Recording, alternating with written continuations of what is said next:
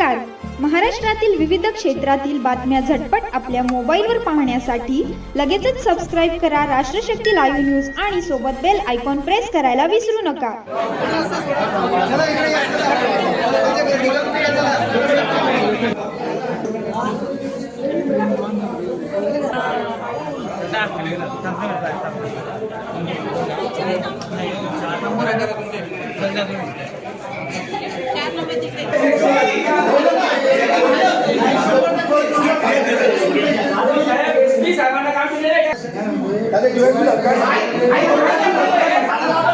पूर्ण बिहार होऊन गेले नाही आता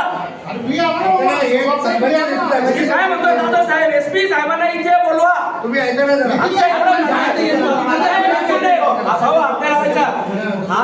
मी रिस्पेक्ट करतो ना पोलिसांचा.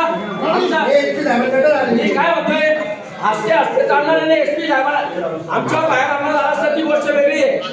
इथं या ठिकाणी केंद्रावर हमला झालेल्या मतदान केंद्रावर कारवाई अपेक्षित आहे. एसपी साहेबांनी तातडीने या ठिकाणी येऊन आदेश द्यायला पाहिजे. जास्त कारवाई करा आणि पंचनामा करा. आरोपीची घड्याळ त्या ठिकाणी पडलेली आहे. केंद्र प्रमुख या ठिकाणी केंद्राध्यक्ष त्या ठिकाणी जबाब व्हायला पाहिजे. तुम्हाला सांगतो का त्या माया मावल्या पण सगळ्या घाबरून गेलेल्या. हे प्रभाग क्रमांक 18चं मिरच्या मारुती पंचमंडळ शाळेचं मतदान केंद्र आहे. या ठिकाणी मी थोडं वॉर्डामध्ये होतो. वॉर्डामध्ये मला कॉल आला की बाई इथं काही तरुण गोंधळ घालायचा प्रयत्न करताय. मी वॉर्डातून इकडे नागरिकांच्या भेटी वगैरे सोडून या ठिकाणी केंद्राच्या ठिकाणी आलो. तोपर्यंत तो तरुणांचा घोळका या ठिकाणून निघून गेलेला होता.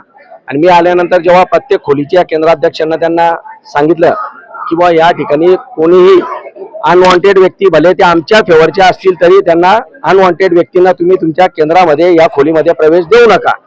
आणि जर कोणी अपंग व्यक्ती जर त्या ठिकाणी आले तर त्या अपंग व्यक्तीला भले ते आमच्या फेवरचं मतदान करण्यासाठी आलेलो असो किंवा विरोधी पॅनलचं कोणाच्याही फेवरमध्ये मतदान करण्यासाठी आलेलो असो, कोणी या ठिकाणी मतदान करायला आलेल्या अपंग व्यक्तीला दुसऱ्या बाहेरच्या खासगी व्यक्तीने मदत करण्याच्या ऐवजी केंद्र अध्यक्ष या नात्याने तुम्ही किंवा तुमच्या एखाद्या अधिकाऱ्याने त्यांना मदत केली तरी आम्हाला चालेल. परंतु या ठिकाणी आपल्याला पारदर्शक निवडणुका या ठिकाणी होऊ द्यायच्या आणि कायदा सुव्यवस्था आपल्याला हातात घ्यायचं नाही. तेवढ्यात विकी परदेशी, प्रवीण अग्रवाल आणि त्यांच्यासह जवळजवळ 50 ते 60 लोकांचा मॉब या केंद्रामध्ये या ठिकाणी घुसला आणि त्यांनी डायरेक्ट अराजकता माजवून केंद्राध्यक्षांना त्यांना शिवीगाळ करायचा प्रयत्न केला. खोली क्रमांक 2 मध्ये सुद्धा या ठिकाणी एकदम जोरात तो मॉब घुसला आणि खोली क्रमांक 3 मध्ये सुद्धा त्या ठिकाणी जाऊन त्यांनी डायरेक्ट टेबलला त्यांना लाथा मारून ईव्हीएम मशीन सुद्धा फोडून टाकलेलं आहे.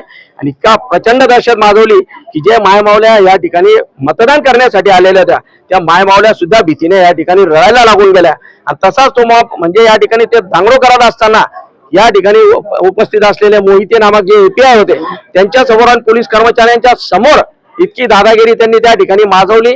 आम्ही त्या ठिकाणी बोलायला लागलो तर आम्हाला सुद्धा त्या ठिकाणी आमच्यावर हमला करायचा त्यांनी प्रयत्न केला.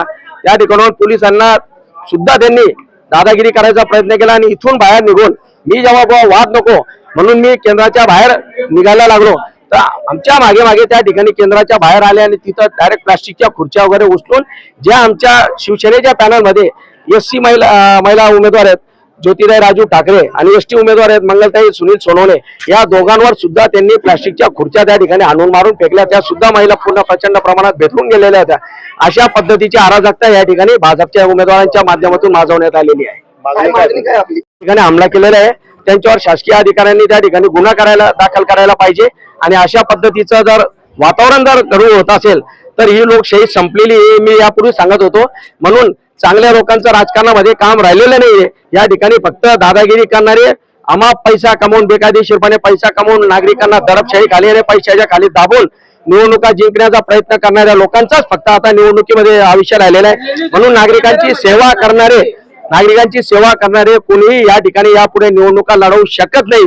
आणि ज्या पद्धतीने त्यांनी या ठिकाणी अराजकता माजवलेली, आमची मागणी एवढीच आहे की केंद्रामध्ये जे काही सीसीटीव्ही कॅमेरे लागलेले त्या सर्व सीसीटीव्ही कॅमेऱ्याचे फुटेज काढायचे. एका आरोपीची त्या ठिकाणी घड्याळ सुद्धा पडलेली आहे झटापटीमध्ये आणि ईव्हीएम मशीन जे फोडलेले त्याचाही पंचनामा होऊन तातडीने सर्व आरोपींवर गुन्हा दाखल व्हायला पाहिजे एवढी आमची मागणी आहे. आणि नाही तर आमच्यावर गुन्हा 302 चा गुन्हा दाखल करा. आम्हाला आतमध्ये जेलमध्ये डांबून द्या. भरे डेड बॉडी कोणतीही तुम्ही सापडून तिच्या मर्डरचे गुन्हे आम्हाला डांबून दिला तरी चालेल. इतकी अराजकता आता ह्या शासनाच्या याच्यामध्ये माजायला लागून गेलेली.